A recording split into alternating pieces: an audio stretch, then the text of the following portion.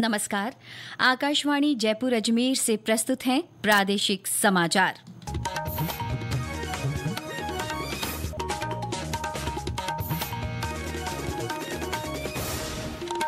मुख्य समाचार। प्रधानमंत्री नरेंद्र मोदी ने देश के विकास में एमएसएमई की भूमिका को परिवर्तनकारी बताया। केंद्रीय मंत्री भूपेंद्र यादव ने कहा, भारत की सर्कुलर इकोनॉमी साल 2025 तक $2 ट्रिलियन से अधिक होने की संभावना। प्रदेश में खाद्य सुरक्षा योजना के तहत 26 जनवरी से अब तक करीब 9 लाख नए नाम जोड़े गए हैं और आईसीसी चैंपियंस पुरुष क्रिकेट ट्रॉफी के सेमीफाइनल मुकाबले में ऑस्ट्रेलिया ने भारत को जीत के लिए 265 रनों का लक्ष्य दिया। समाचारों के साथ मैं माधुरी वशिष्ठ और अब समाचार विस्तार से। प्रधानमंत्री नरेंद्र मोदी ने कहा है कि सरकार एक आत्मनिर्भर भारत के दृष्टिकोण के साथ काम कर रही है। सरकार सुधार की गति में तेजी लाई है। श्री मोदी एमएसएमई क्षेत्र पर पोस्ट बजट वेबिनार को संबोधित कर रहे थे। प्रधानमंत्री ने कहा कि एमएसएमई देश के आर्थिक विकास में परिवर्तनकारी भूमिका निभाते हैं।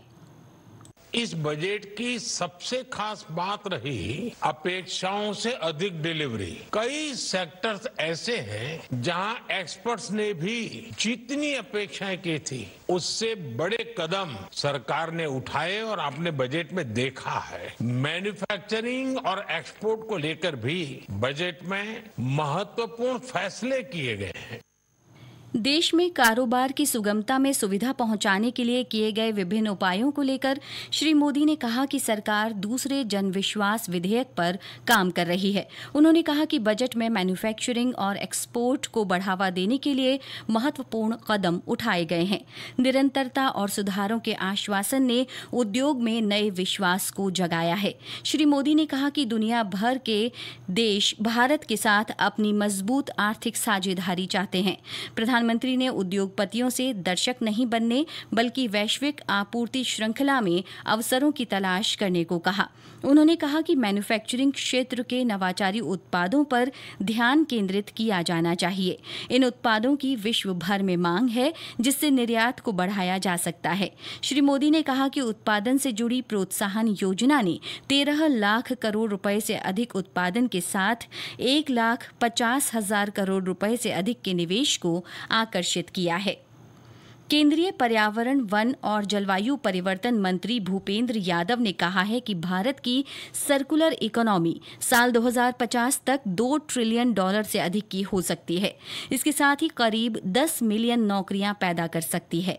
श्री यादव जयपुर में आयोजित एशिया और प्रशांत क्षेत्र में 12वें क्षेत्रीय 3R और सर्कुलर इकोनॉमी फोरम के दूसरे दिन आज एक सत्र को संबोधित कर रहे थे। और ब्यौरा हमारे संवाददाता से। 3R और सर्कुलर इकोनॉमी फोरम में विभिन्न सत्रों के माध्यम से समावेशी भविष्य को लेकर मंथन किया जा रहा है। आज शुरुआती सत्र में केंद्रीय मंत्री भूपेंद्र यादव ने जोर दिया कि सर्कुलरिटी भारत के लिए बिजनेस मॉडल नहीं बल्कि जीवन जीने का तरीका है। उन्होंने मिशन सर्कुलर इकोनॉमी के 3 ठोस सिद्धांतों अपशिष्ट और प्रदूषण को खत्म करने, उत्पादों और सामग्रियों का सर्कुलेशन करने और प्रकृति को पुनर्जीवित करने का जिक्र किया। फोरम में विभिन्न नगर निकायों के आलाधिकारियों ने अपने क्षेत्रों में अपशिष्ट प्रबंधन और कचरा निस्तारण को लेकर किए जा रहे नवाचारों और सर्वोत्तम नीतियों को भी साझा किया। जितेंद्र द्विवेदी, आकाशवाणी समाचार, जयपुर।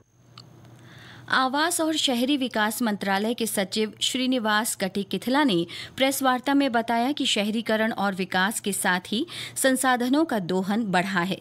ऐसे में ऊर्जा, पानी सहित अन्य संसाधनों को दोबारा उपयोग बहुत जरूरी है। उन्होंने कहा कि फोरम के सहभागियों की सहमति से जयपुर डिक्लेरेशन की रूपरेखा तैयार की जा रही है। 21 राज्यों में और 18 शहरों में इन्वेस्टमेंट के घोषणा भी की गई है और एक तरह का एक लार्ज नेटवर्क भारत भर में सारे शहरों के बीच में बनाने की भी एक यहाँ पर शुरुआत की गई है। अलग अलग राज्यों में से और अलग अलग शहरों में जो अनुभव रही है, whether conversion of waste to energy और जो शहरीकरण के जो हमारी समस्या है, इसको किस तरह से हम लोग मीट करते हुए सर्कुलर इकोनॉमी की जो अपॉर्चुनिटी है, इसको हम लोग किस तरह से अपनाएं, इसके बारे में भी चर्चा हुई है।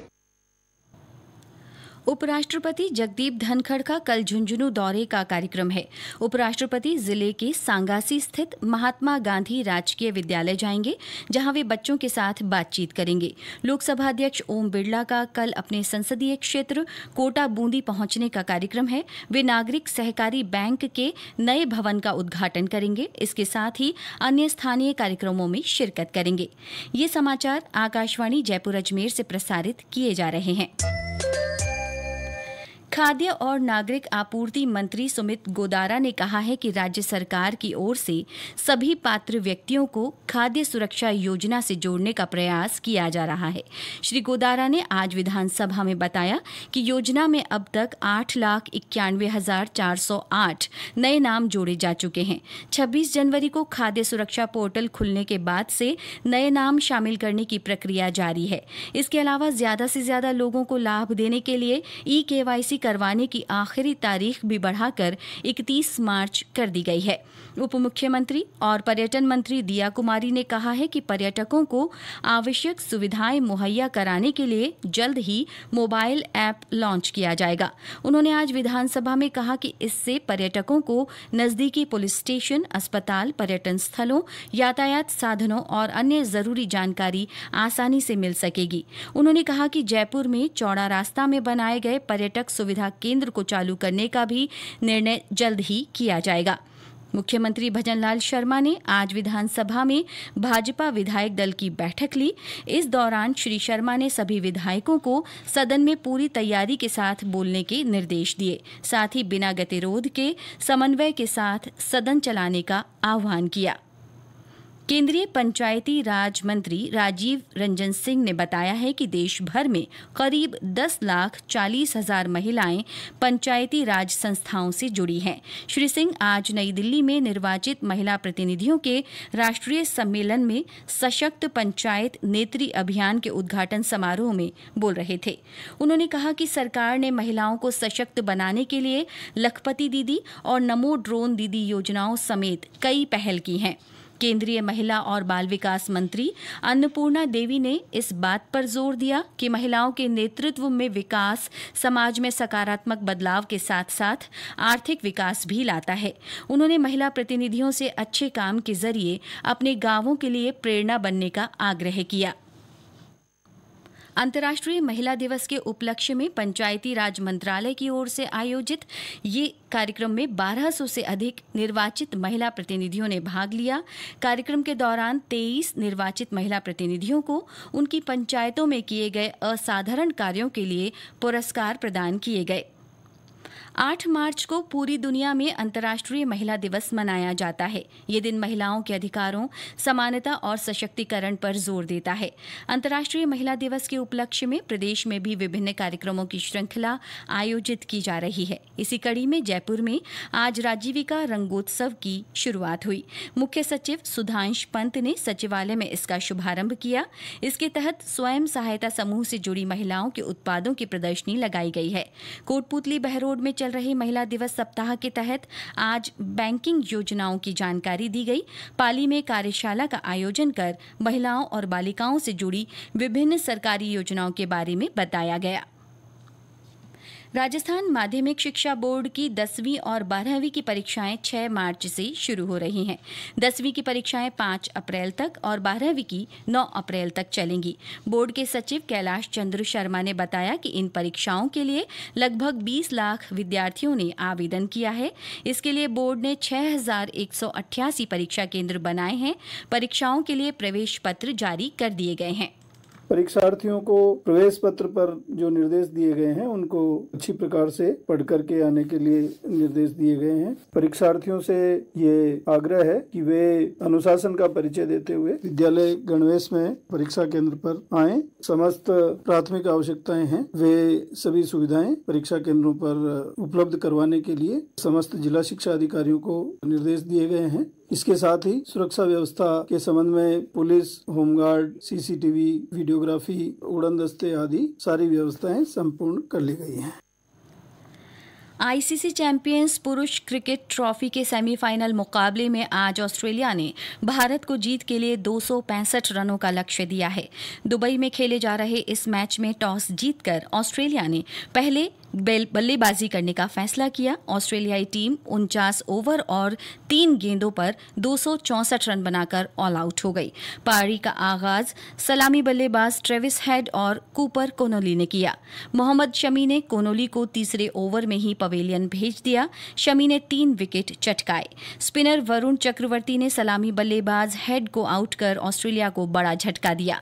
टूर्नामेंट में भारत की टीम ने अभी तक कोई मैच नहीं हारा है। फाइनल मुकाबला रविवार को खेला जाएगा।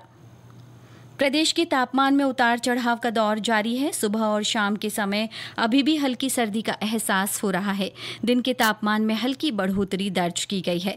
मौसम विभाग के आंकड़ों के अनुसार ज्यादातर स्थानों पर दिन का तापमान 30 से 33 डिग्री सेल्सियस के बीच मापा जा रहा है। वहीं रात का तापमान 11 से 18 डिग्री के बीच बना हुआ है। बीती रात हनुमानगढ़ के संगरिया में सबसे कम 10.6 डिग्री सेल्सियस न्यूनतम तापमान दर्ज किया गया। मौसम विभाग ने आगामी 48 घंटों के दौरान अधिकांश भागों में अपेक्षाकृत तेज उत्तरी हवाएं चलने और अधिकतम और न्यूनतम तापमान में 2 से 4 डिग्री की गिरावट होने की संभावना जताई है। और अंत में मुख्य समाचार एक बार फिर।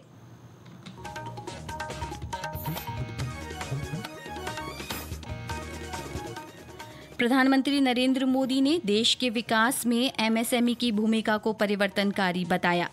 केंद्रीय मंत्री भूपेंद्र यादव ने कहा, भारत की सर्कुलर इकोनॉमी साल 2025 तक $2 ट्रिलियन से अधिक होने की संभावना।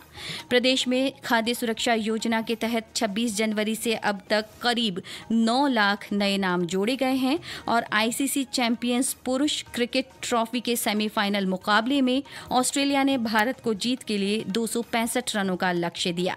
इसके साथ ही प्रादेशिक समाचार बुलेटिन समाप्त हुआ। नमस्कार।